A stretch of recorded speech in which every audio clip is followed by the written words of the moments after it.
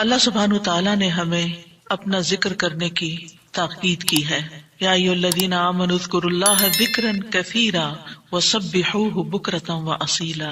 تو ہمارے لیے لازم ہے کہ ہم اس عمل کی طرف توجہ کریں ہر حال میں، چاہے نماز میں ہو، چاہے نماز کے بعد ہو، یا دیگر اوقات میں، جو اللہ تعالیٰ کو بے حد پسند ہے، اور وہ ہے اللہ کا ذکر. اور قرآن مجید کے بیشتر مقامات پر اللہ سبحانہ تعالیٰ نے اس کی تاکید کی ہے. ارشاد باری تعالیٰ ہے سورۃ قاف میں، پس آپ صبر کیجئے اس پر جو وہ کہتے ہیں، یعنی آپ کے مخالفین، اور سورج کے طلوع اور غروب ہونے سے قبل اپنے رب کی حمد کے ساتھ تسبیح کیجئے، اور رات کے اوقات میں اور سجدوں کے بعد بھی اس کی تسبیح کیجئے، یعنی نماز کے بعد بھی اللہ تعالیٰ کی تسبیح بیان کیجئے. یہاں پر جو خطاب ہے وہ نبی صلی اللہ علیہ وسلم سے ہے. فاصبر علی ما یقولون، یعنی آپ کے دشمن یہ مشرکین آپ کے خلاف جو باتیں کرتے ہیں، ان کی باتوں پر آپ صبر کیجئے.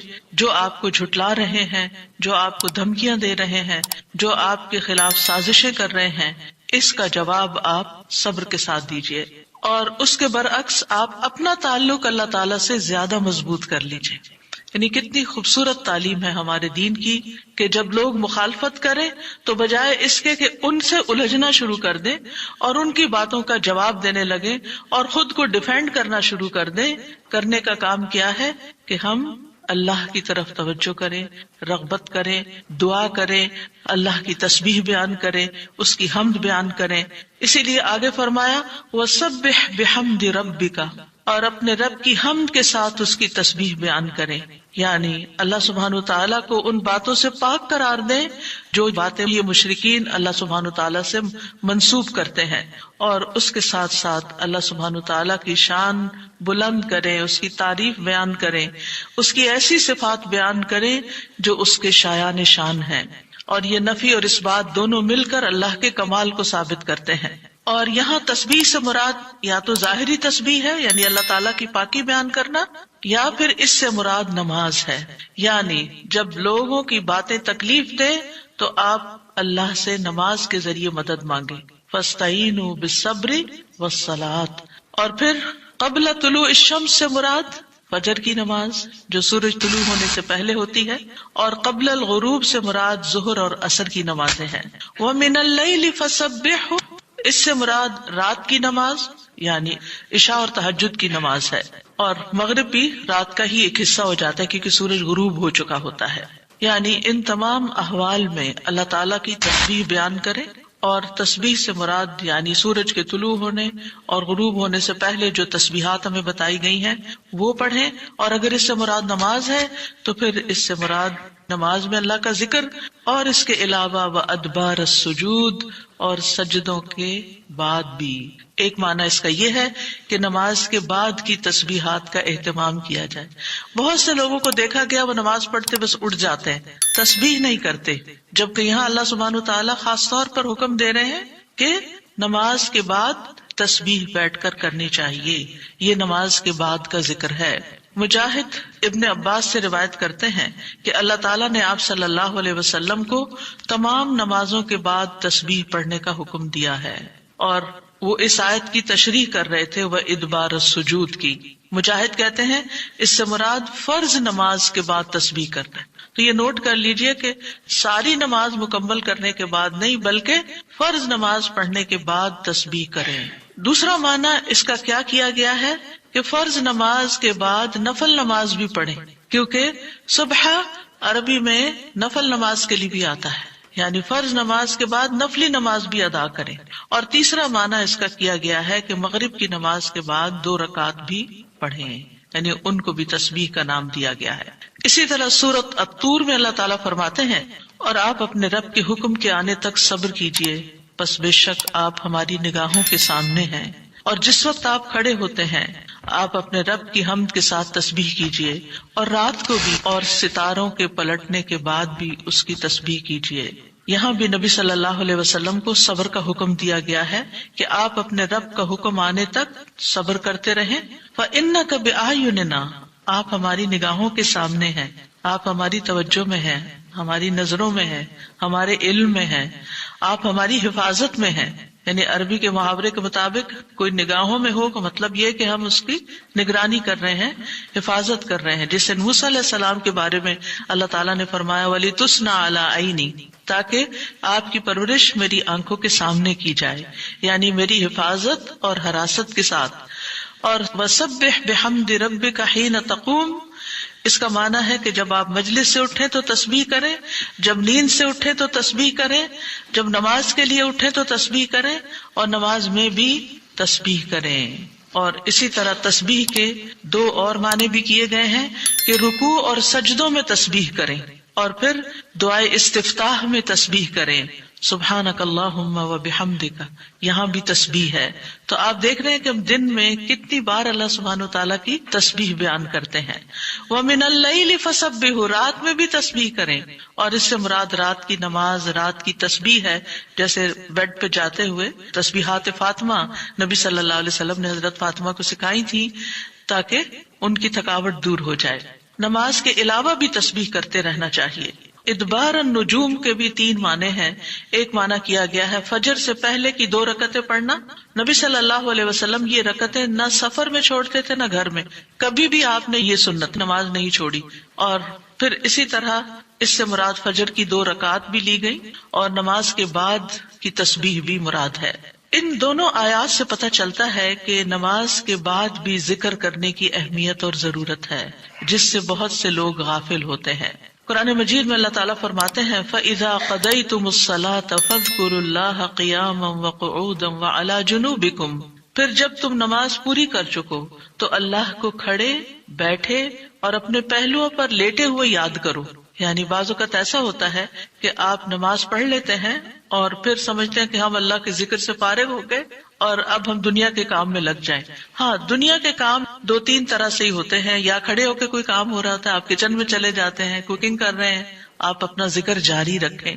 یا پھر آپ بیٹھ گئے ہیں اور بیٹھ کے کوئی کام کر رہے ہیں، تسبیح جاری رکھیں، ذکر جاری رکھیں. اور اسی طرح اگر آپ لیٹ گئے آرام کرنے کے لیے تو بھی ذکر جاری رکھیں. یعنی ہر حال میں اللہ تعالیٰ کا ذکر کرتے رہیں. اسی طرح سورۃ جمعہ میں اللہ تعالیٰ فرماتے ہیں فَإِذَا قُضِيَتِ الصَّلَاةُ فَانتَشِرُوا فِي الْأَرْضِ وَابْتَغُوا مِن فَضْلِ اللَّهِ وَاذْكُرُوا اللَّهَ كَثِيرًا لَعَلَّكُمْ تُفْلِحُونَ. پھر جب نماز پوری کر لی جائے تو زمین میں پھیل جاؤ اور اللہ کے فضل سے تلاش کرو، یعنی اپنے دنیا کا کام کاروبار کرو اور اللہ کو بہت یاد کرو. یعنی اپنے بزنس آورز میں بھی، اپنی جاب پر بھی اللہ کو نہیں بھولنا. کیوں؟ لعلکم تفلحون، تاکہ تم فلاح پاؤ، کامیاب ہو جاؤ. اسی طرح اللہ سبحانہ تعالیٰ رمضان کے روزے مکمل کرنے کے بعد کس چیز کا حکم دیتے ہیں؟ وَلِتُكْمِلُوا الْعِدَّةَ وَلِتُكَبِّرُوا اللَّهَ عَلَى مَا هَدَاكُمْ وَلَعَلَّكُمْ تَشْكُرُونَ. اور تاکہ تم تعداد پوری کرو، اور تاکہ تم اللہ کی بڑائی بیان کرو، تکبیرات پڑھو، اور اس پر کہ اس نے تم کو ہدایت بخشی، اور تاکہ تم شکر ادا کرو. اسی طرح حج کے مناسک ادا کرنے کے بعد بھی ذکر کا حکم ہے.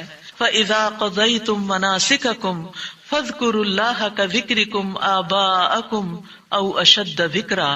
پھر جب تم اپنے حج کے مناسک پورے کر چکو تو اللہ کو یاد کرو جس طرح اپنے باپ دادا کو یاد کیا کرتے تھے، بلکہ اس سے بھی زیادہ یاد کرنا.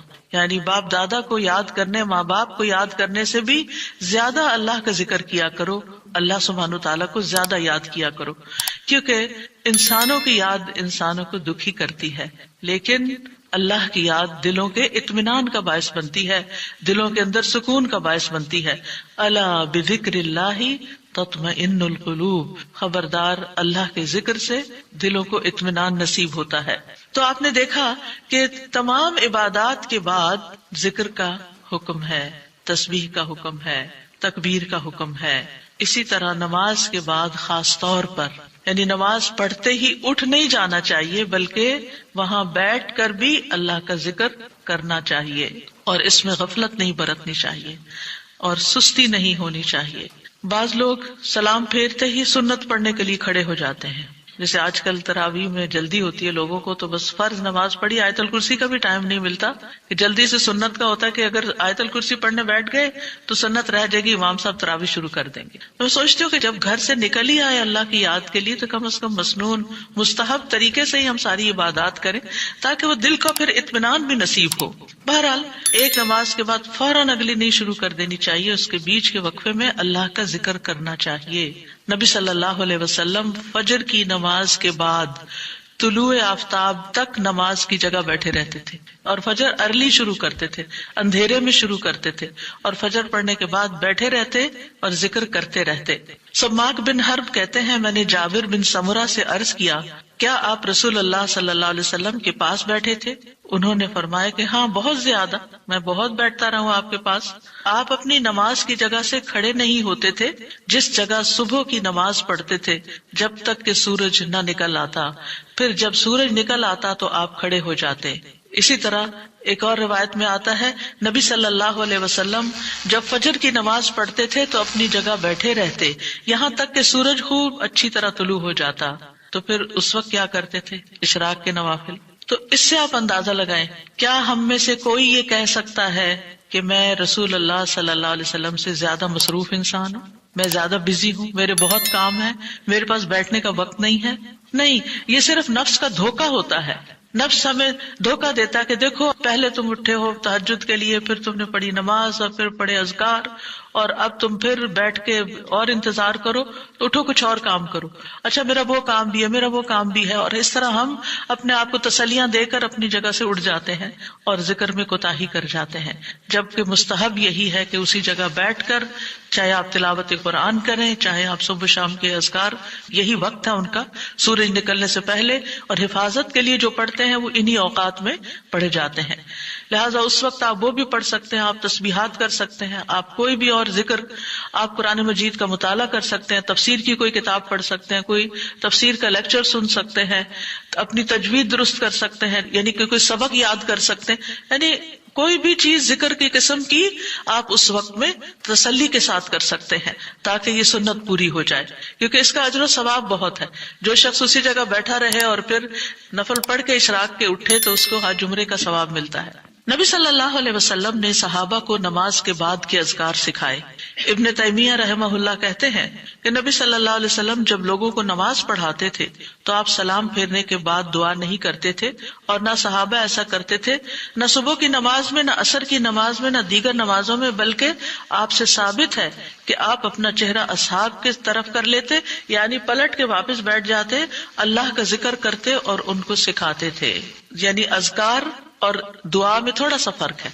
دعائیں زیادہ سے زیادہ سلام پھیرنے سے پہلے کر لیتے تھے، اور جو اذکار ہوتے تھے جیسے تسبیحات ہیں یا صبح شام کے اذکار ہیں یا باقی اذکار ہیں وہ بعد میں کر لیتے تھے، جیسے لا الہ الا اللہ وحدہ لا شریک لہ، اور اسی طرح دیگر اذکار جو ہیں. اور سلام پھیرنے کے بعد اللہ کا ذکر کرنا یعنی زیادہ مستحب ہے. اگرچہ دعا بھی کر سکتے ہیں، یعنی منع نہیں ہے.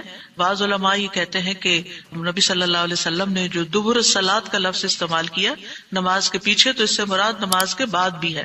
حضرت عائشہ کہتی ہیں کہ نماز کے بعد کے اذکار شیشے کو صاف کرنے کے بعد اس کو چمکانے کی طرح ہے. یعنی نماز میں آپ نے اپنی صفائی کر لی اور اب بعد کے اذکار کے جو آپ کو اور زیادہ چمکا رہے ہیں. نماز نور ہے، یہ دل کو صاف کر دیتی ہے، دل کو روشن کر دیتی ہے، جیسے کہ شیشے کو صاف کیا جاتا ہے. اور نماز کے بعد ذکر کرنا ایسا ہے جیسا کہ شیشے کو چمکایا جاتا ہے. فرشتے بھی دعائیں کرتے ہیں. رسول اللہ صلی اللہ علیہ وسلم نے فرمایا جب تک تم اپنے مصلے پر جہاں تم نے نماز پڑھی تھی بیٹھے رہو اور ریاح خارج نہ کرو، گیس پاس نہ کرو، تو فرشتے تم پر برابر درود بھیجتے رہتے ہیں. یعنی اگر کوئی شخص فجر کی نماز پڑھ کے اپنے وضو کی حالت میں سورج نکلنے تک بیٹھا رہتا ہے تو آپ اپنے لیے بھی ذکر کر رہے ہیں اور فرشتے بھی آپ کے لیے دعائیں کر رہے ہیں. کیا دعا کرتے ہیں؟ اللہم اغفر لہ، اللہم ارحمہ، اے اللہ اس کی مغفرت فرما، اے اللہ اس پر رحم فرما. اور یہ اس وقت تک ہوتا رہتا ہے جب تک وہ وضو توڑ کر فرشتوں کو تکلیف نہ پہنچائے.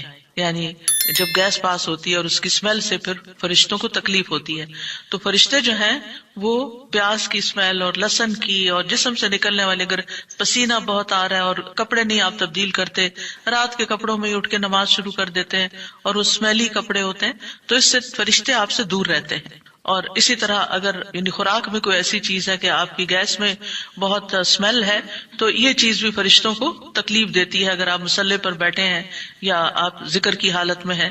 پھر اس وقت ذکر کرنا جو ہے اولاد اسماعیل سے غلام آزاد کرنے سے افضل عمل ہے، خاص طور پر اگر ہم لا الہ الا اللہ وحدہ لا شریک لہ والی تسبیح پڑھتے ہیں. ابو امامہ سے مروی ہے رسول اللہ صلی اللہ علیہ وسلم نے فرمایا، سورج طلوع ہونے تک میں بیٹھ کر اللہ تعالیٰ کا ذکر کروں، اس کی بڑائی، اس کی حمد و تسبیح اور تحلیل کروں، یہ مجھے اولاد اسماعیل میں سے 2 غلام آزاد کرنے سے زیادہ محبوب ہے. یعنی اس وقت کا ذکر ایسا ہے جیسے آپ نے اتنا بڑا صدقہ بھی کر دیا. اسی طرح عصر کے بعد سورج غروب ہونے تک ذکر کرنا مجھے اولاد اسماعیل میں سے 4 غلام آزاد کرنے سے زیادہ محبوب ہے. یعنی عصر پڑھ کر بھی آپ مغرب تک ذکر کر سکتے ہیں. اگر عام دنوں میں نہیں تو آپ جمعے کے دن تو کر ہی سکتے ہیں، کیونکہ اس دن دعائیں قبول ہوتی ہیں. لیکن عموماً ہم اپنی غفلت اور سستی کی وجہ سے کوئی اور کام شروع کر دیتے ہیں اور ہم ان قیمتی اوقات کی قدر نہیں کرتے، ہماری پرائرٹیز نہیں ہوتی. یعنی انسان کو جب پتہ چلتا ہے کہ یہ بزنس کا پیک آور ہے تو وہ کیا کرتا ہے، اس وقت کہیں اور سیر کو چلا جاتا ہے؟ نہیں، اس وقت وہ سارے کام چھوڑ کر اس کام کی طرف متوجہ ہو جاتا ہے جو اس کو سب سے زیادہ فائدہ دینے والا ہے. تو اسی طرح بعض سلف صالحین کہتے ہیں کہ ہم نے جمعے کے دن عصر کے بعد مغرب تک جو دعا کی ہماری قبول ہوئی. یعنی یہ قبولیت دعا کا خاص وقت ہوتا ہے. جیسے صبح کا وقت بکرتن نماز فجر سے لے کر سورج نکلنے تک کا ہے، بڑا ہی قیمتی وقت ہے ذکر اذکار کے لیے. اسی طرح عصر کی نماز سے لے کر مغرب تک کا وقت بھی بڑا ہی قیمتی ہے. تو اس میں آپ دیکھیے خصوصاً آج کل آپ روزے سے ہیں، روزہ دار کی بھی دعا قبول ہوتی ہے، اور اس میں بھی امت کے نیک لوگوں کا طریقہ یہی رہا ہے کہ وہ روزہ کھلنے سے پہلے سارے کام چھوڑ دیتے تھے اور ذکر اذکار میں مصروف ہو جاتے تھے، دعائیں کرنے میں مصروف ہو جاتے تھے. تو آپ بھی اپنے لیے کچھ پلان اس طرح کریں کہ جمعے کا دن اور ہم کم از کم رمضان کا مہینہ عصر کا وقت جو ہے اس سے پہلے پہلے اپنے کام ختم کر کے مصلی پہ بیٹھے یا کرسی پہ بیٹھے، یا لیٹنا چاہتے تو لیٹ جائیں، کیونکہ پہلی آیت یہی بتائی گئی تھی نا کہ آپ کھڑے یا بیٹھے یا لیٹے ہر حال میں اللہ کا ذکر کر سکتے ہیں. الذین یذکرون اللہ قیاما وقعودا وعلی جنوبہم، وہ جو اللہ کا ذکر کرتے ہیں کھڑے، بیٹھے اور لیٹے، جس بھی پوزیشن میں آپ کرنا چاہیں آپ ذکر کر سکتے ہیں. اور اس میں تسبیح کیجئے، حمد و ثنا کیجئے اللہ تعالیٰ کی، اور دعائیں مانگیے. اور الحمدللہ ہمارے پاس کتابوں کی شکل میں دعاؤں کا اتنا پیارا ذخیرہ ہے، جو مسنون اوتھینٹک دعائیں قرآن و سنت سے ہم نے جمع کی ہیں. اگر زبانی یاد ہے تو بہت ہی اچھا کہ دل لگا کے زبانی پڑھے، اور اگر زبانی یاد نہیں تو ان کو کھول لیجئے اور پڑھنا شروع کر دیجئے. اور صرف پڑھتے نہ جائیں، اس وقت کوئی قرات کا وقت نہیں ہے، یہ مانگنے کا وقت ہے. دیکھ دیکھ کر اس طرح پڑھیں دعا کو جیسے آپ مانگ رہے ہیں اللہ تعالیٰ سے. تو انشاءاللہ آپ کے دین، دنیا، آخرت کے سارے مسائل حل ہوں گے اور ایک پرامن پرسکون زندگی بسر کریں گے اگر ان اوقات کی آپ قدر کر لیں. کیونکہ جو قبولیت کے اوقات ہیں ان کو گنوانا نہیں چاہیے، ان کو ہاتھ سے جانے نہیں دینا چاہیے. آپ صبح فجر کے وقت مثلا اگر رمضان میں ہر روز 1 سپارہ پڑھتے ہیں، آدھا سپارہ فجر کے بعد پڑھ لیں، آدھا سپارہ عصر کے بعد پڑھ لیں. تو اس طرح بیلنس بھی ہو جائے گا، آپ کا دل نہیں گھبرا. کیونکہ ہمارا نفس جو ہے نا وہ اتنا آزاد منشا کہ وہ کہیں ایک جگہ بیٹھنے کی قید قبول نہیں کرتا. وہ بار بار ہمیں کہتا ہے اچھا فون چیک کر لو، اچھا وہ کر لو، وہ کر لو، اور توجہ اور یکسوئی سے ہمیں ذکر اذکار نہیں کرنے دیتا. تو اس کو ٹیم کرنے میں، اس کو ڈسپلن کرنے میں وقت لگے گا. لیکن ونس ایک دفعہ آپ عادی ہو گئے، آپ نے اس گھوڑے کو قابو کر لیا، آپ نے اس کو بٹھا لیا. جیسے بچے کو بٹھانے میں مشکل ہوتی ہے لیکن جب بیٹھ جاتے پھر بیٹھ جاتے ہیں. تو پھر انشاءاللہ آپ دیکھیں گے کہ آپ کے لیے یہ گھڑیاں بڑی پر لذت ہو جائیں گی. آپ ان گھڑیوں کو انجوائے کریں گے. آپ کا اور زیادہ دل چاہے گا کہ کاش یہ اور لمبی ہو جائیں. اچھا روزہ کھل گیا، اوہ ابھی تو میرا یہ بھی اور یہ بھی ٹارگٹ پورا نہیں ہوا. پھر اسی طرح یہ ہے کہ رسول اللہ صلی اللہ علیہ وسلم نے فرمایا جو شخص فجر کی نماز جماعت کے ساتھ پڑھنے کے بعد بیٹھ کر اللہ کا ذکر کرتا رہے یہاں تک کہ سورج نکل آئے پھر 2 رکعتیں پڑھے اس کے لیے 1 حج اور عمرے کا ثواب ہے۔ انس فرماتے ہیں پھر رسول اللہ صلی اللہ علیہ وسلم نے 3 بار فرمایا پورا پورا پورا، یعنی پورا ثواب حج عمرے کا، پورا ثواب حج عمرے کا، پورا ثواب۔ یعنی آپ سوچئے کہ حج عمرہ کرنا کوئی آسان کام ہے؟ مشکل کام ہے جس میں مال بھی انوالو ہے، آپ کے ایفرٹ بھی، آپ کا گھر چھوڑنا بھی، سب کچھ۔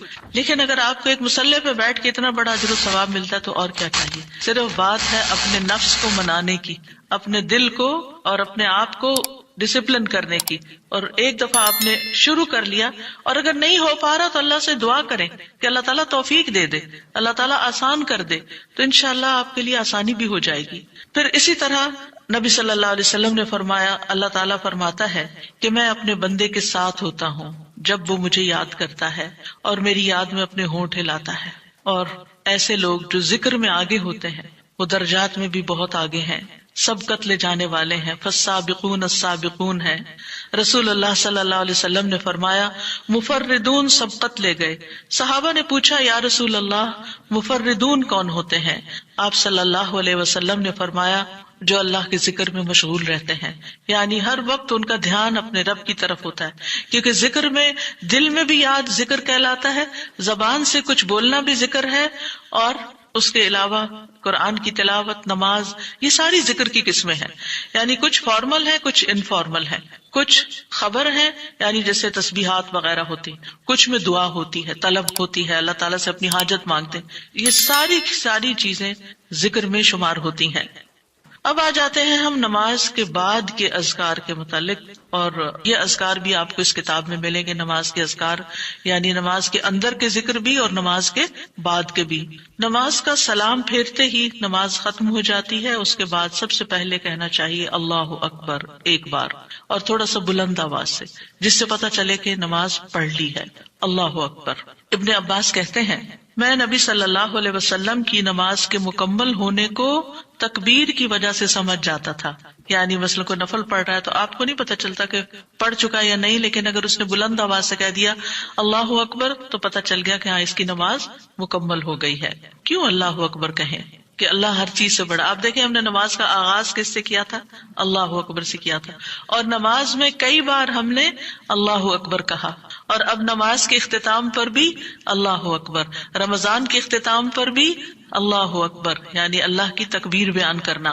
اللہ سبحانہ وتعالیٰ قرآن مجید میں فرماتے ہیں اتل ما اوحی الیک من الکتاب واقم الصلاۃ ان الصلاۃ تنہی عن الفحشاء والمنکر ولذکر اللہ اکبر واللہ یعلم ما تصنعون۔ کتاب میں سے جو آپ کی طرف وحی کیا گیا ہے اس کی تلاوت کیجیے اور نماز قائم کیجیے، بے شک نماز بے حیائی اور برائی سے روکتی ہے، اور یقیناً اللہ کا ذکر تو سب سے بڑی چیز ہے، اور اللہ کو معلوم ہے جو کچھ تم کرتے ہو۔ تو اللہ کا ذکر سب سے بڑی چیز، اور اس ذکر میں اللہ کو سب سے بڑا قرار دینا سب سے بڑی چیز۔ اور نبی صلی اللہ علیہ وسلم اور پھر صحابہ کا طریقہ بھی یہی تھا کہ آپ فرض نمازوں کے بعد ذکر کرتے اور آوازیں بلند کرتے، یعنی نماز کے بعد کا ذکر جو ہے اس میں آواز اونچی ہوتی ہے۔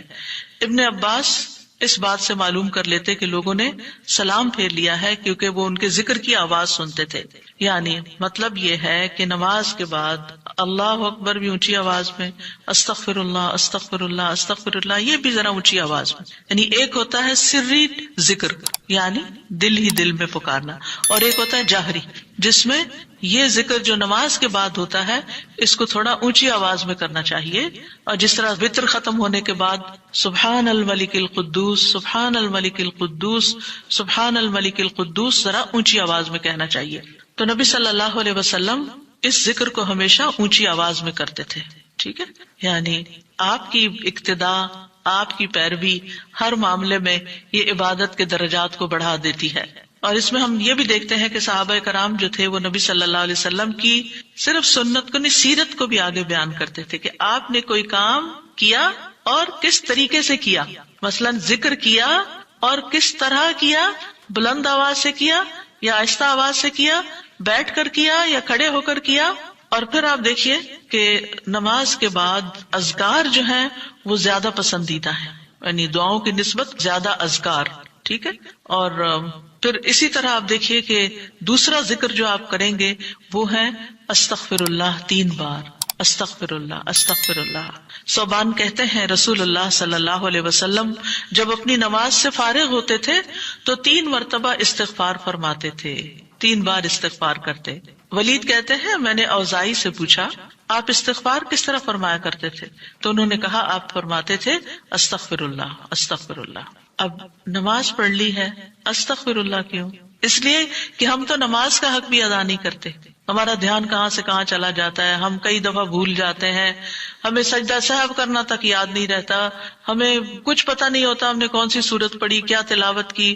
ہو سکتا ہے تلاوت میں کوئی غلطی کر دیں, ہو سکتا ہے کہ تسبیح کی جگہ کچھ اور پڑھ دیں بھول چوک کے. تو ہم نماز کے اندر بھی بہت کچھ غلط کرتے رہتے ہیں جانے انجانے. اور خاص طور پر جن لوگوں نے اپنی نماز کے پروننسیشن کی اصلاح نہیں کی وہ تو کچھ سے کچھ پڑھتے رہتے ہیں بعض اوقات. یعنی پروننسیشن صحیح نہ ہونا جو ہے وہ الفاظ کے مطلب کو ہی بدل دیتا ہے. اس لیے پہلی پرائرٹی میں کوئی ایسا ٹیچر ڈھونڈیے کہ جو آپ کی نماز سن کے اس کا پروننسیشن آپ کو ٹھیک کر دے. بہرحال نماز کے بعد استغفر اللہ استغفر اللہ. اور ایک اور چیز, نماز پڑھنے کے بعد انسان کو ایک فیلنگ ہوتی ہے کہ میں نے کچھ کیا ہے, لیکن جب انسان استغفر اللہ کہتا ہے تو اس میں عاجزی کا اظہار ہوتا ہے کہ اللہ تیرا حق ادا نہیں کیا, مجھے ابھی بھی گناہوں کی بخشش کی ضرورت ہے. اور آپ دیکھیے کہ یہ الفاظ نبی صلی اللہ علیہ وسلم ادا کرتے تھے جن کے اگلے پچھلے سارے گناہ معاف کر دیے گئے تھے. تو جو شخص نماز کے بعد استغفار پڑھتا ہے وہ اپنی نمازوں پر کبھی فخر غرور تکبر نہیں کر سکتا کہ میں بڑا نمازی ہوں, میں بڑا پرہیزگار ہوں, میں بڑا عبادت گزار ہوں.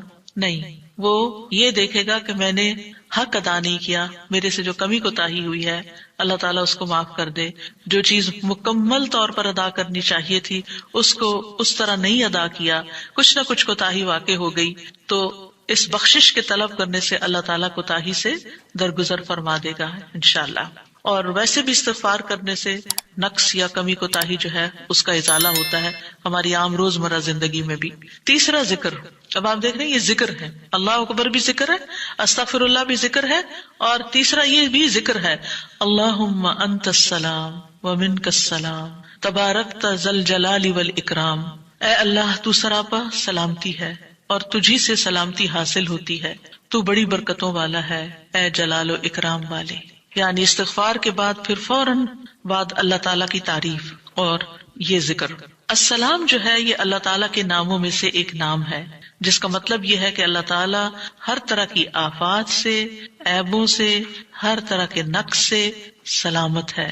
کوئی چیز اس کو نقصان نہیں دے سکتی, نہ لوگوں کی باتیں جو اللہ تعالیٰ کے خلاف کرتے ہیں, یا لوگوں کے گمان, یا لوگوں کی نافرمانیاں اور گناہ اور عبادت نہ کرنا, اللہ کا حکم نہ ماننا. اللہ تعالیٰ کو کوئی چیز نقصان نہیں دیتی, وہ سلامت ہے, اس کو کسی کی ضرورت ہی نہیں ہے. یہ جو کچھ ہم کرتے ہیں, ذکر ہو عبادت ہو, یہ اپنے ہی فائدے کے لیے کرتے ہیں, اللہ تعالیٰ پر کچھ احسان نہیں ہے. تو ہم یہ کہتے ہیں اللہم انت السلام کہ اللہ تعالیٰ آپ سراسر سلامتی ہیں اور آپ کا ہر فعل جو ہے وہ ظلم سے سلامت ہے, پاک ہے, ہر شر سے پاک ہے. آپ کی تقدیر, آپ کے فیصلے, ہر چیز سلامتی پر مبنی ہے. ومنک السلام, سلامتی تیری ہی طرف سے آتی ہے, یعنی تو ہی سلامتی دیتا ہے یا تو ہی سلامتی کو روک لیتا ہے. سلامتی کا مالک بھی تو ہی ہے, تو سلامت رکھے تو ہم سلامت ہیں. تو یہ تعلق اللہ تعالیٰ سے انسان اپنا ظاہر کرتا ہے کہ انسان اپنے رب کے بارے میں کیا سمجھتا ہے. تبارکتا, تبارکتا کا لفظ برکت سے ہے جس کا مطلب ہوتا ہے کثرت سے کسی چیز کا بڑھنا اور قائم رہنا, یعنی تیری خیرات و برکات بہت زیادہ ہیں. ذل جلال والاکرام, اے عزت اور جلال والے. جلال کا مطلب ہے عظمت, بڑائی, اور اکرام کا مطلب ہے احسان. یعنی تو اپنے بندوں کو عزت و اکرام دیتا ہے, اپنے رسولوں کو, اپنے انبیاء کو اور اپنے صالح بندوں کو تو ہی عزت اور اکرام اور برکتیں عطا کرتا ہے. ساری نعمتیں تیری ہی طرف سے ہیں. اور یہ کتنا خوبصورت ذکر ہے جو ہم ہر نماز کے بعد کرتے ہیں, یا جو نہیں کر رہے انہیں لازماً کرنا چاہیے کہ اللہ سبحانہ وتعالیٰ سے ہم اپنے اچھے گمان کا اظہار کرتے ہیں اور ایک طرح سے انڈائریکٹلی سلامتی اور برکت طلب بھی کرتے ہیں. آپ دیکھیے عموماً ہم جب کسی چیز کے اندر فائدہ دیکھتے ہیں تو ہم خیر اس سے وابستہ کر لیتے ہیں، یہ ہے تو کام ہوگا، یہ نہیں تو کام ہی نہیں ہوگا۔ مثلاً آپ کوئی قلم خریدتے ہیں اور اس سے لکھنا شروع کرتے ہیں اور آپ کو اچھا لگتا ہے، یا آپ اس سے جو لکھنا چاہتے تھے آرٹیکل یا کوئی چیز یا نوٹس اپنے تو بڑے اچھے لکھ پاتے ہیں، تو آپ کہنے لگتے ہیں یہ قلم بڑا مبارک ہے۔ ٹھیک ہے بھائی، قلم اچھا ہے، فائدہ دے رہا ہے آپ کو، لیکن اصل تو اللہ نے آپ کے لیے یہ وسیلہ بنایا کہ اس نے آپ تک یہ پہنچایا۔ تو اصل برکت اور خیر اور سلامتی کا منبع اللہ رب العزت کی ذات ہے۔ چیزوں کے ساتھ مت چمٹ جائیے اور ان پر اتنے ڈیپینڈنٹ نہ ہو جائیں کہ اللہ کو بھول جائیں اور اللہ تعالیٰ کی نعمت اور اللہ تعالیٰ کا احسان یاد نہ کریں۔ تو اس لیے ہر نماز کے بعد ہم اس بات کا اقرار کرتے ہیں کہ ساری برکتیں تیری ذات سے ہیں یا رب، ساری سلامتی تیری طرف سے ہے یا رب، عزت اور اکرام تیری ہی طرف سے ہے یا رب، تو ہی جس کو چاہے اس پر احسان فرماتا ہے، لہٰذا ہم یہ سب کچھ تجھ سے ہی طلب کرتے ہیں۔ پھر آپ دیکھیے چوتھا ذکر ہے لا الہ الا اللہ وحدہ لا شریک لہ لہ الملک ولہ الحمد وہو علی کل شیء قدیر۔ یہ بھی آپ 3 بار پڑھ سکتے ہیں، یہ بھی ذکر ہے، یعنی 3 مرتبہ اللہ تعالی کی توحید کا اقرار۔ مغیرہ بن شعبہ جو وحی کے کاتب تھے ان سے مروی ہے کہ معاویہ رضی اللہ عنہ نے مغیرہ کو لکھا کہ کوئی حدیث جو آپ نے رسول اللہ صلی اللہ علیہ وسلم سے سنی ہو وہ مجھے لکھ کر بھیجیں۔ راوی کہتے ہیں کہ مغیرہ رضی اللہ عنہ نے انہیں لکھا کہ میں نے آپ صلی اللہ علیہ وسلم سے سنا ہے آپ اپنی نماز سے فارغ ہونے کے بعد 3 مرتبہ یہ پڑھا کرتے تھے لا الہ الا اللہ وحدہ لا شریک لہ لہ الملک ولہ الحمد وہو علی کل شیء قدیر۔ سب سے پہلے توحید کا اقرار کہ اللہ ایک ہے، وہی الہ ہے، وہی خالق ہے، مالک ہے، رب ہے، معبود ہے۔ پھر اس بات کا انکار کہ کوئی اس کا شریک ہو، لا شریک لہ، اور پھر لہ الملک، بادشاہت بھی اسی کی ہے، معبود بھی وہی ہے، بادشاہ بھی وہی ہے، اور ایسا بادشاہ ہے وَلَهُ الْحَمْدُ کہ اس کی تعریف ہے۔ دنیا کے بادشاہوں کا حشر ہوتا دیکھا ہے آپ نے، ان کے ساتھ کیا کیا جاتا ہے، لیکن اللہ سبحانہ وتعالیٰ کی بادشاہت پر کوئی آنچ نہیں آتی، کوئی اس کو ہلا نہیں سکتا، کوئی اس کو نقصان نہیں دے سکتا، کوئی اس پر باتیں نہیں بنا سکتا، کوئی اس کا نقص نہیں نکال سکتا کہ اللہ تعالیٰ نے آسمان میں یہ کیا چیز بنا دی، زمین میں کیا بنا دی، نہیں، وَلَهُ الْحَمْدُ، اسی کی ہے تعریف، یعنی ایسا بادشاہ کہ جو قابل تعریف ہے، اور ایسا بادشاہ کہ وَهُوَ عَلَى كُلِّ شَيْءٍ قدیر۔ دنیا کے بادشاہ انتہائی بے بس لاچار ہوتے ہیں، ان کے ہاتھ میں کچھ نہیں ہوتا، وہ انسانوں کے محتاج ہوتے ہیں، انسانوں کی خدمت کے، انسانوں کی مدد کے، انسانوں کے مال کے محتاج ہوتے ہیں۔ یہ بادشاہت کیا بادشاہت ہے جس کی ساری ڈیپینڈنسی لوگوں کے اوپر ہے۔ تو اصل بادشاہت تو اللہ کی ہے کہ جو ہر چیز پر پوری قدرت رکھتا ہے۔ تو آپ اس احساس کے ساتھ اگر اللہ تعالیٰ کا یہ ذکر کرتے ہیں تو آپ کا دل ایک سکون سے بھر جائے گا، ایک خوشی سے بھر جائے گا کہ میں ایسی ہستی کو جانتی ہوں، ایسی ذات کو جانتی ہوں کہ جو اتنی خوبیوں کی مالک ہے۔ کیونکہ یہ انسان کی فطرت میں ہے، انسان کی نفسیات میں ہے کہ وہ کسی چیز کی تعریف کر کے خوش ہوتا ہے، اور عام طور پر ہم صرف سامنے نظر آنے والی چیزوں کی تعریف کر کر کے خوش ہوتے رہتے ہیں، اور تھوڑے دن کے بعد وہ بھی خراب ہو جاتی ہیں، وہ تعریف بھی ساتھ ہی چلی جاتی ہے۔ انسان ہے تو مر جاتے ہیں، ان کے اعمال ہے تو ختم ہو جاتے ہیں، اور کبھی وہ اچھے ہوتے ہیں اور پلٹ بھی جاتے ہیں، وہ کہاں گئی تعریفیں؟ جوان ہے تو بڑھاپے میں ساری تعریفیں چلی گئی، مالدار تھے تو غریب ہوئے تو ساری تعریفیں چلی گئی، اسی طرح علم ہے اور جنون لاحق ہو گیا تو ساری تعریفیں چلی گئیں، سب کچھ الٹ گیا۔ اور دنیا کے یہ سارے نظارے آپ نے دیکھے ہوں گے کہ جب ہر نعمت لوگوں پر الٹ جاتی، اسی لیے ہم دعا کرتے ہیں نا کہ اللہم انی اعوذ بک من زوال نعمتک، کہ اللہ نعمتوں کے زوال سے بچانا۔ یہ انتہائی تکلیف دہ چیز ہے، لیکن یہ ایک دنیا کا قانون ہے، یہ سب کچھ ہوتا ہے اور ہماری آنکھیں دیکھتی ہیں، لیکن اللہ سبحانہ وتعالی ان سب چیزوں سے پاک ہے، اس کو کوئی زوال نہیں اور اس کا کوئی کچھ بگاڑ نہیں سکتا، اور وہ ہر چیز پر پوری طرح قادر ہے، جو چاہے کر سکتا ہے، اور تعریف اسی کے لیے ہے۔ 5واں ذکر لا الہ الا اللہ وحدہ لا شریک لہ لہ الملک ولہ الحمد وہو علی کل شیء قدیر اللہم لا مانع لما اعطیت ولا معطی لما منعت ولا ينفع ذا الجد منک الجد۔ اللہ کے سوا کوئی الہ نہیں، وہ اکیلا ہے، اس کا کوئی شریک نہیں، بادشاہت اسی کی ہے اور تمام تعریف اسی کے لیے ہے، اور وہ ہر چیز پر پوری طرح قدرت رکھنے والا ہے۔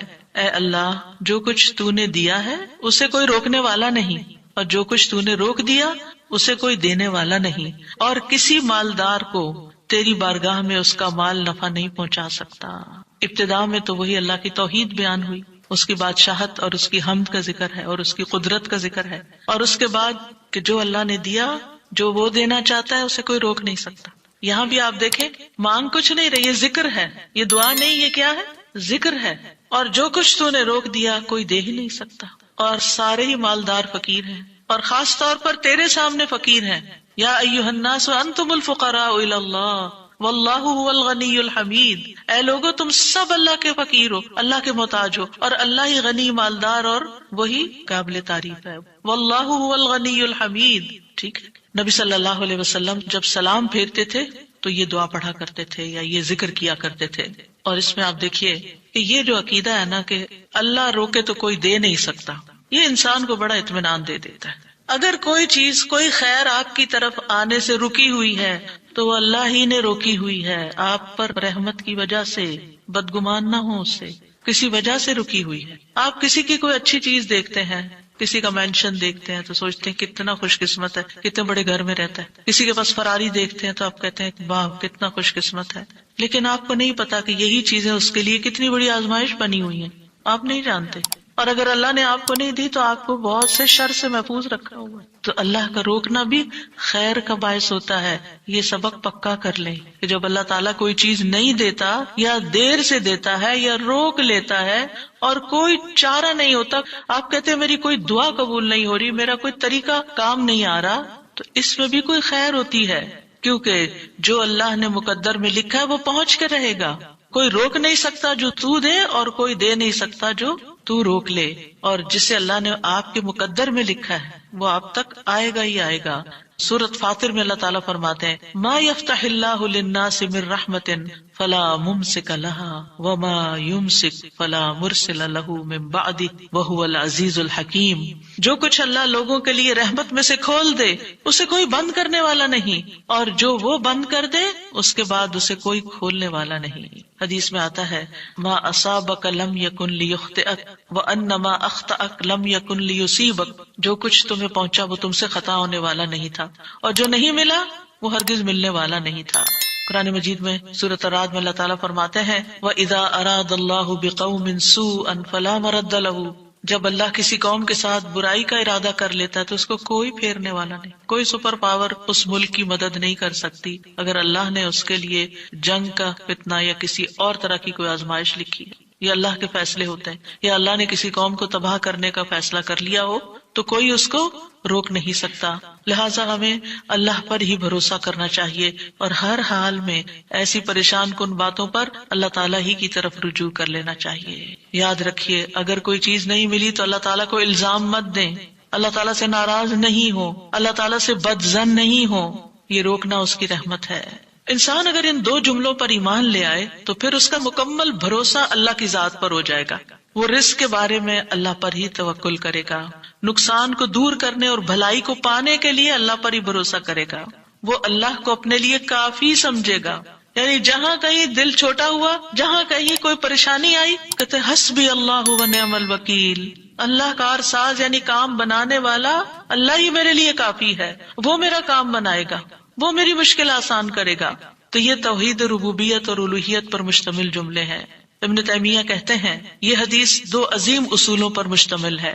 نمبر 1 توحید ربوبیت، اور وہ ہے جسے اللہ دینا چاہے اسے کوئی روک نہیں سکتا، اور جسے وہ روک دے اسے کوئی نہیں دے سکتا. بس بندہ اللہ ہی پر توکل کرتا ہے اور اسی سے مانگتا رہتا ہے، کیونکہ دینا جو اس نے ہے.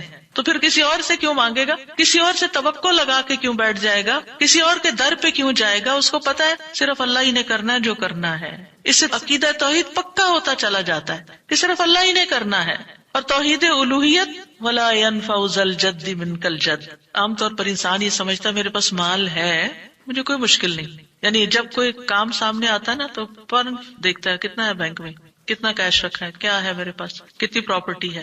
یعنی فوراً انسان کا دماغ گھوم کے اس طرف چلا جاتا ہے نا بہت ہے، انف ہے، کام ہو جائے گا. اللہ چاہے گا تو ہوگا. صرف آپ کے مال سے کچھ نہیں ہوتا. آپ سارا لگا دیں، بزنس میں پورا لاس ہو سکتا ہے. پھر بتائیے آپ کے مال نے آپ کو کیا فائدہ دیا؟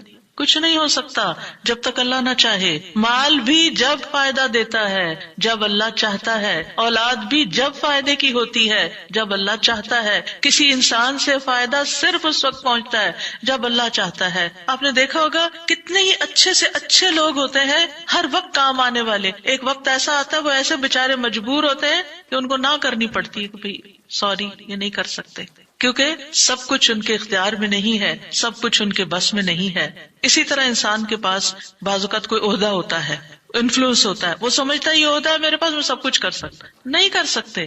آپ نے دیکھا ہوگا دنیا کے بڑے بڑے ملکوں کے جو حکمران ہوتے ہیں کتنے بے بس ہوتے ہیں، کچھ بھی نہیں ہوتا ان کے ہاتھ میں، اپنی تقدیر نہیں بنا سکتے، اپنا فائدہ نہیں کر سکتے.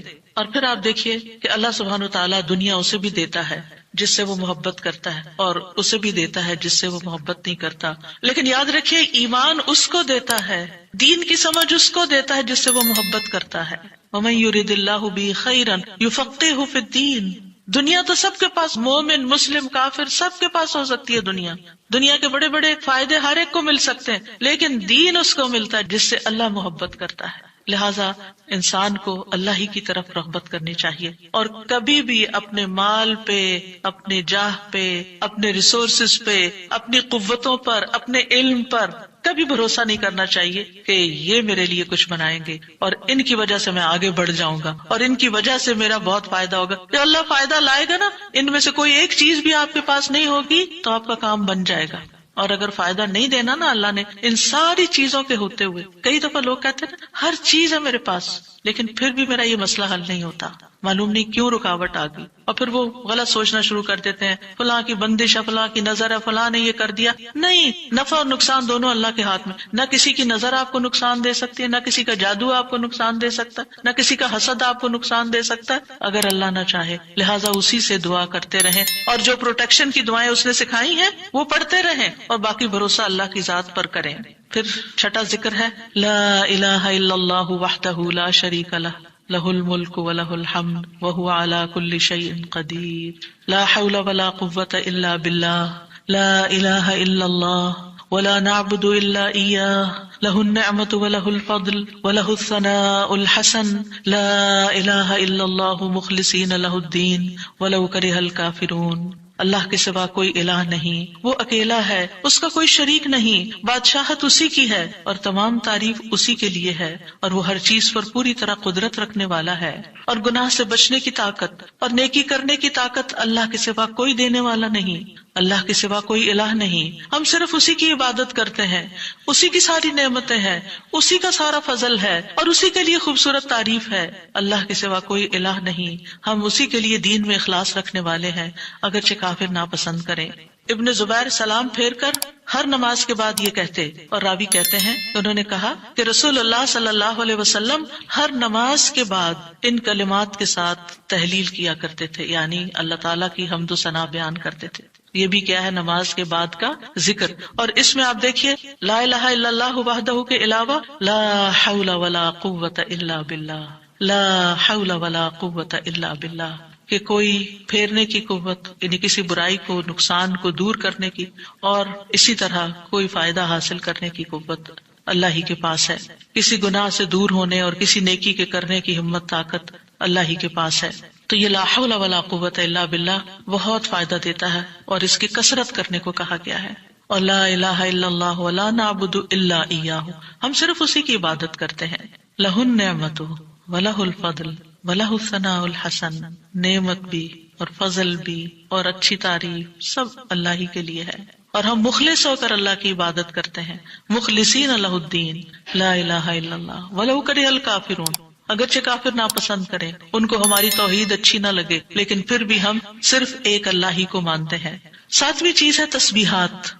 سبحان اللہ 33 بار، الحمدللہ 33 بار اور اللہ اکبر 33 بار، اور 34ویں بار لا الہ الا اللہ وحدہ لا شریک لہ لہ الملک ولہ الحمد وہو علی کل شیء قدیر. ہر نماز کے بعد ان تسبیحات کو پڑھنے کی فضیلت کیا ہے؟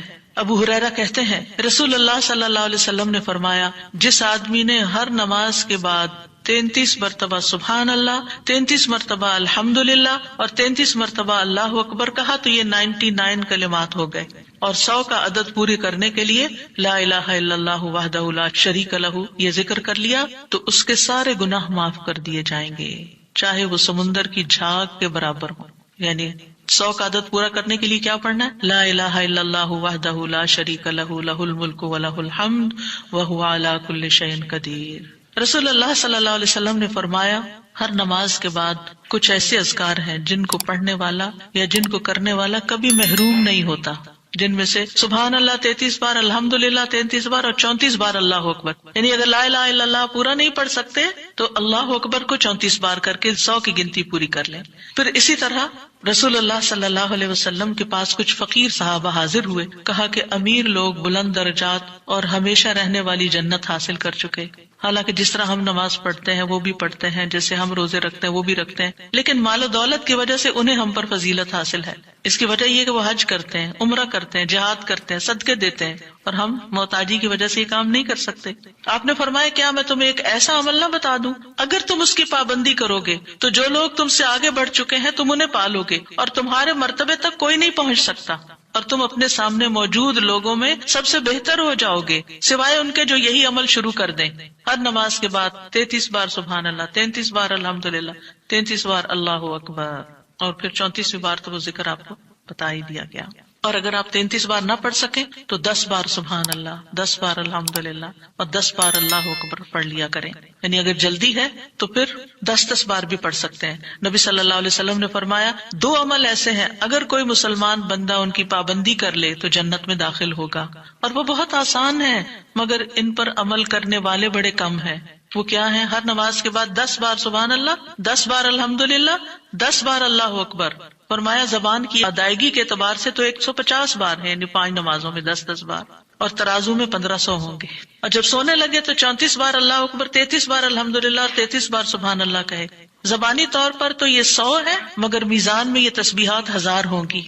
اور وہ کہتے ہیں یقیناً میں نے رسول اللہ صلی اللہ علیہ وسلم کو دیکھا، آپ انہیں اپنے ہاتھ سے شمار کرتے تھے. اور پھر کہتے ہیں دائیں ہاتھ سے تو کرنے کا طریقہ کیا ہے؟ 3 دفعہ اوپر کو جائیے سبحان اللہ سبحان اللہ سبحان اللہ، اور 3 دفعہ نیچے کو آ جائیے سبحان اللہ سبحان اللہ سبحان اللہ. ایک انگلی پہ 6 بار ہو گیا، تو آپ کی 5 انگلیاں تو 5 کو 6 دفعہ ضرب دیں تو کیا ہوتا ہے 30، اور 3 دفعہ اور پڑھ لیں، اور اگر 34 ہے تو ایک اور پڑھ لیں. تو اس طرح ایک ہی ہاتھ پر، دائیں ہاتھ پر یہ تسبیحات آسانی سے پڑھی جا سکتی ہیں، کیونکہ ہاتھ سے تسبیح کرنا زیادہ پسندیدہ ہے.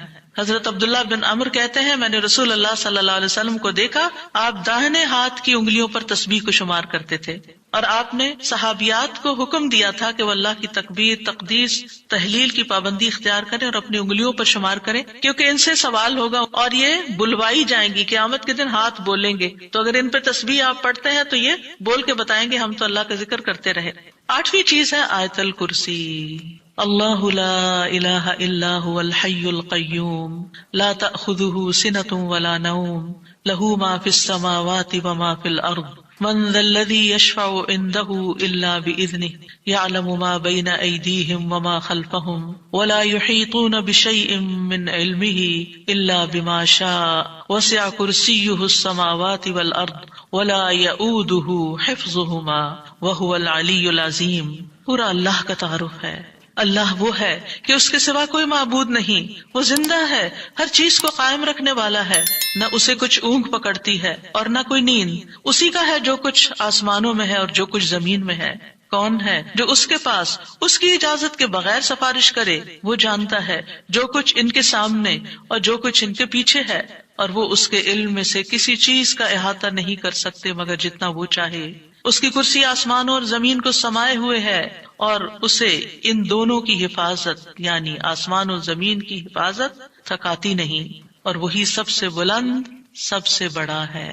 ہر نماز کے بعد آیت الکرسی پڑھنے کی فضیلت یہ ہے کہ جو شخص نماز کے بعد اس کو پڑھ لیتا ہے اور اس نماز کے بعد اس کی ڈیتھ ہو جاتی ہے تو فرمایا اس کو موت کے علاوہ کوئی چیز جنت میں جانے سے نہیں روک سکتی، مر گیا تو سیدھا جنت میں. یہ قرآن مجید کی سب سے افضل آیت ہے. ابو ذر غفاری کہتے ہیں میں مسجد حرام میں داخل ہوا اور رسول اللہ صلی اللہ علیہ وسلم کو اکیلے دیکھ کر آپ کے پاس آ کے بیٹھ گیا. میں نے کہا یا رسول اللہ صلی اللہ علیہ وسلم کون سی آیت افضل ہے جو آپ پہ نازل ہوئی؟ آپ نے فرمایا آیت الکرسی. کرسی کے مقابلے میں 7 آسمان اس طرح ہے جیسے بیابان زمین میں کوئی چھلا گرا پڑا ہو اور پھر کرسی کے مقابلے میں عرش کا حجم اتنا ہے جیسے اس چھلے کے مقابلے میں بیابان کا وجود. اور یہ قرآن مجید کی سب سے عظیم آیت بھی ہے. ابی ابن کعب سے روایت ہے، ایک مرتبہ نبی صلی اللہ علیہ وسلم نے ان سے پوچھا اللہ کی کتاب میں سب سے عظیم آیت کون سی ہے؟ انہوں نے کہا اللہ اور اس کا رسول ہی زیادہ جانتے ہیں. آپ نے یہ سوال کئی مرتبہ دہرایا تو ابی ابن کعب نے کہا آیت الکرسی. یہ سن کر آپ نے فرمایا ابو المنذر تمہیں تمہارا علم مبارک ہو، اس ذات کی قسم جس کے ہاتھ میں میری جان ہے.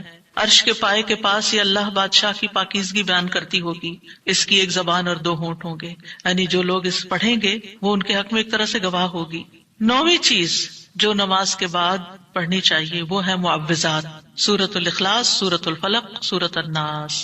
پہلی سورت میں اللہ تعالیٰ کی توحید بیان ہوئی ہے، دوسری سورت میں انسان کو پناہ مانگنے کے لیے کہا گیا ہے. کہہ دیجئے میں مخلوق کے رب کے پناہ پکڑتا ہوں، اس چیز کے شر سے جو اس نے پیدا کی، اور اندھیری رات کے شر سے جب وہ چھا جائے، اور گرہوں میں پھونکنے والیوں کے شر سے، اور حسد کرنے والے کے شر سے جب وہ حسد کرے. انہی چیزوں کا خوف رہتا ہے نا، کوئی جادو کر دے گا، کوئی حسد کر لے گا. ہر نماز کے بعد پڑھیں گے کس وقت وہ کرے گا؟ اس کو تو آپ موقع ہی نہیں دے رہے کہ وہ جادو کرے یا آپ سے حسد کرے. ہر 2 نمازوں کے بیچ میں جو کوئی ایسا فتنہ فساد آیا اس کا ازالہ ہوتا چلا جائے گا.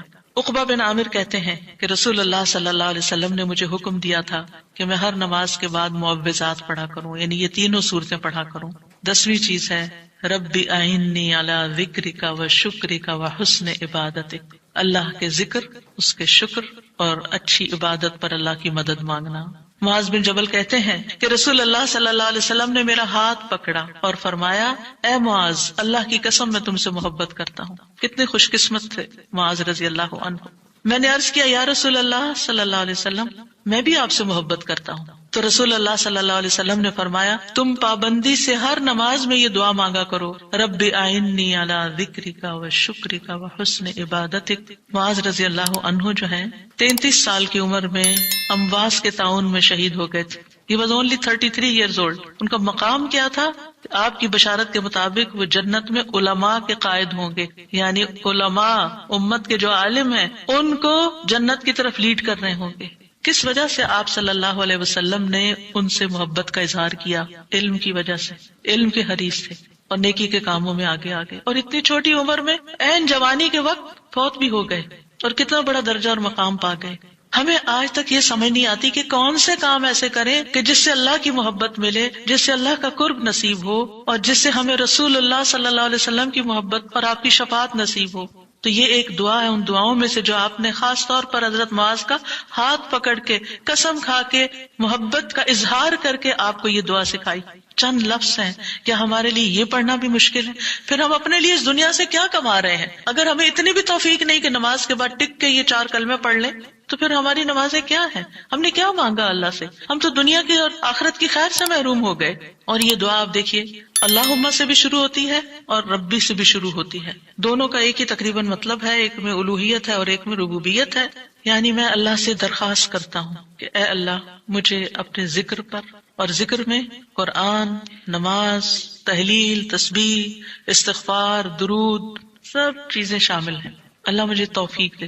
اور پھر وہ شکر کی بھی توفیق. اور آپ دیکھیے کہ جب ہم دعا مانگتے ہیں نا کہ اللہم انی علی ذکرک، تو مطلب یہ ہے کہ ہماری زبان جو ہے وہ آپ کی اطاعت کرتی رہے، وہ کلمات بولتی رہے جس سے آپ کا ذکر ہوتا رہے. یعنی ایک تو ہے یہ مسنون اذکار ان کا پڑھنا، اور ایک یہ ہے کہ اللہ تعالیٰ کی نعمتوں کا ذکر کرنا، اللہ تعالیٰ کے احسانات کا ذکر کرنا، اللہ تعالیٰ کی قدرت کی نشانیوں کا ذکر کرنا، اللہ کے فضل کا ذکر کرنا. وَأَمَّا بِنِعْمَةِ رَبِّكَ فَحَدِّثْ، یہ بھی ذکر ہے. آپ اپنے بچوں کے ساتھ بات کر رہے ہیں اور اللہ تعالیٰ کے بارے میں کوئی بات کر رہے ہیں، دین کے بارے میں کوئی بات کر رہے ہیں، تو یہ بھی ذکر میں شمار ہو. تو اللہ مجھے توفیق دے، اللہ میری مدد کر. کیونکہ ہمارے پاس وقت بھی ہوتا ہے، ہمارے پاس صلاحیت بھی ہوتی ہے، لیکن ہم توجہ نہیں کرتے، ہم کرتے نہیں ہے کام، کیونکہ توفیق نہیں ہوئی نا. تو ہر نماز کے بعد چونکہ فرض کے بعد دعا قبول ہوتی ہے تو یہ دعا مانگنے کو کہا گیا. اور بعض کہتے ہیں اس کو سلام پھیرنے سے پہلے بھی پڑھ سکتے ہیں، جیسے ربی جعلنی پڑھتے ہیں. یا اور کل جو میں نے آپ کو دعائیں بتائی تھی آخر میں نماز کے اختتام پر سلام سے پہلے، وہ سب مسنون اذکار تھے. لیکن علماء نے اس کے علاوہ جیسے رب اجعلنی مقیم الصلاۃ، یہ نبی صلی اللہ علیہ وسلم نے نہیں سکھائی ہمیں کہ نماز کے بعد ضروری یہی پڑھی جائے. لیکن علماء نے کہا کہ جیسے اللہ کی حمد و ثنا ہوتی ہے تشہد میں، پھر اس کے بعد درود شریف ہے، اور پھر اس میں والدین اور اولاد دونوں کے لیے دعا ہے تو یہ پڑھ لیں. اس کے علاوہ جو چاہے قرآنی اور مسنون دعا یہاں بیٹھ کے پڑھیں، کیونکہ نماز کے اندر دعا مانگنا نماز کے بعد کی دعا سے افضل ہے. قبولیت کے زیادہ چانسز ہیں جس سے اکثر لوگ غافل ہیں. سلام پھیرنے سے پہلے اللہم انی اسألک الجنۃ واعوذ بک من النار 3 دفعہ یہ پڑھ لیں. جو آپ کا دل چاہے پڑھیں، بس اردو میں نہیں، عربی میں یاد کریں کچھ دعائیں، قرآنی دعائیں، مسنون دعائیں اس وقت پڑھتے رہیں. تو پھر دوسرا ہے وشکر کا.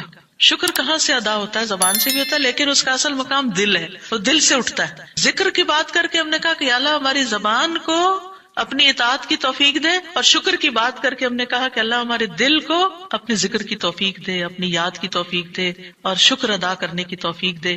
یعنی میں ساری ظاہری اور باطنی نعمتوں پر اللہ کا شکر ادا کرنے کی توفیق مانگتا ہوں. یہ مطلب ہے اس دعا کا. زبان کا شکر کیا ہے کہ بندہ اللہ کی نعمتوں کا ذکر کرتا ہے، اور اعضاء سے شکر کیا ہے کہ بندہ اللہ کی اطاعت کے کام کرتا ہے. کیونکہ اللہ تعالیٰ نے آل داؤد کو کیا کہا تھا؟ اعملوا آل داؤد شکرا وقلیل من عبادی الشکور. اے داؤد کے گھر والو، شکر ادا کرنے کے لیے عمل کرو، اور میرے بندوں میں کم ہی شکر گزار ہیں. اللہ کا شکوہ ہے بندوں سے، کم ہی شکر گزار. کیوں؟ اس لیے کہ شیطان نے کہا تھا وَلَا تَجِدُ أَكْثَرَهُمْ شَاكِرِينَ، کہ انسانوں کی اکثریت کو آپ شکر کرنے والا نہیں پائیں گے. اور وَلَقَدْ صَدَّقَ إِبْلِيسُ ظَنَّهُ، ابلیس نے اپنا گمان سچ پایا کہ بندوں کو شکر سے ہٹا دیا. تو شکر کی توفیق مل جائے تو پھر شکر ادا کیا جائے. اور یہ شکر کا سلسلہ تو کہیں ختم ہوتا ہی نہیں، کیونکہ اتنی نعمتیں ہیں کہ ہم گن ہی نہیں سکتے. ابن رجب کہتے ہیں کہ دین میں یا دنیا میں اللہ کی ہر نعمت جو بندے کو حاصل ہوتی ہے اس میں نعمت کا شکر ادا کرنے کی ضرورت ہوتی ہے. پھر جو شکر کی توفیق ملتی ہے اس پر بھی شکر ادا کرنے کی ضرورت ہے. یعنی شکر پر بھی شکر، یہ ایک اور نعمت ہے، اس میں دوبارہ شکر ادا کرنے کی ضرورت ہے. پھر دوبارہ شکر کیا تو ایک اور نعمت مل گئی، اب کیا ہے؟ ایک اور دفعہ شکر کریں. اور یہ سلسلہ ہمیشہ جاری رہتا ہے. یعنی شکر کا سلسلہ کبھی ختم نہیں ہونا چاہیے، شکر کرتے ہی چلے جائیں. وحسن عبادتک، اور اپنی خوبصورت عبادت کی توفیق عطا فرما. اور خوبصورت عبادت اسی وقت ہو سکتی ہے جب اس میں اخلاص ہو اور نبی صلی اللہ علیہ وسلم کی اتباع ہو، اطاعت ہو. اطاعت اعضاء سے کی جاتی ہے، یعنی ہمارے اعضاء، ہاتھ پاؤں، ہمارا جسم یہ عبادت میں مشغول ہوتا ہے. بعض اوقات ہم ڈھیروں عبادت کر لیتے، ڈھیر سارے نفل پڑھ لیتے، بہت کچھ کر لیتے، لیکن اس کو کوئی کوالٹی نہیں ہوتی. یہاں یہ نہیں کہا گیا کہ کثیر عبادتک، یہاں کیا کہا گیا؟ حسن عبادتک، کہ اللہ خوبصورت عبادت کی توفیق دے. امام ابن تیمیہ کے بارے میں آتا ہے کہ جب وہ قید ہوئے تو اپنے سجدوں میں یہ دعا پڑھا کرتے تھے، اللہم اعنی علی ذکرک و شکرک و حسن عبادتک، کیونکہ اللہ کی توفیق کے بغیر ہم یہ کام نہیں کر سکتے. جس کی زندگی میں ذکر آ گیا، جس کی زندگی میں شکر آ گیا، اور جس کی زندگی میں خوبصورت عبادت آ گئی، وہ خوش قسمت ترین انسان ہے، اس کو سبھی کچھ مل گیا.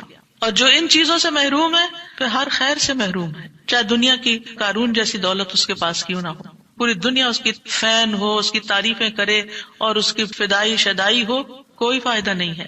ایک اور دعا ہے رب قنی عذابک یوم تبعث عبادک، اے میرے رب مجھے اس دن کے عذاب سے بچانا جس دن تو اپنے بندوں کو اٹھائے گا. 3 بار یہ دعا، اللہ ہمیں اس دن کے عذاب سے بچانا جس دن تو اپنے بندوں کو اٹھائے گا. 1 دفعہ بھی پڑھی جا سکتی، 3 دفعہ کی شرط نہیں ہے. برا بن عازب کہتے ہیں جب ہم رسول اللہ صلی اللہ علیہ وسلم کے پیچھے نماز پڑھتے تھے تو ہم آپ کی دائیں طرف کھڑے ہونے کو پسند کرتے تھے تاکہ آپ ہماری طرف رخ کر کے متوجہ ہوں. برا کہتے ہیں میں نے آپ کو فرماتے ہوئے سنا، یعنی آپ پلٹ رہے تھے اور کہہ رہے تھے رب قنی عذابک یوم تبعث عبادک. یہ رات کو سوتے ہوئے بھی پڑھا کریں اور نمازوں کے بعد بھی کہ اللہ اس دن کے عذاب سے بچا لینا جس دن تو بندوں کو دوبارہ پیدا کرے گا.